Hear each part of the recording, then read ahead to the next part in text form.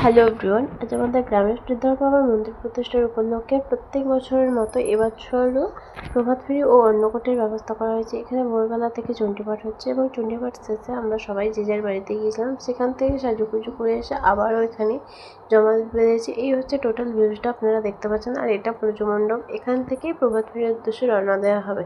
তারপর আমরা একে একে সবাই মিলে নদীর ঘাট থেকে জল আনতে গিয়েছিলাম। আর এখানে এসে আমার একটা ঠাম্মা বলছে, তুই ভালো সেজেছিস, তোকে নাচতে হবে। তুই ভালো সেজেছিস, তোকে নাচতে হবে। আচ্ছা, ওখান থেকে ফিরে এসে আমি আর আমার বর একটু ন্যাকামো করছিলাম, ছবি টবি তুলছিলাম। দেন তারপর আমরা সুন্দর করে সবাই মিলে একে একে প্রভাত ফেরির উদ্দেশ্যে রওনা দিয়েছিলাম।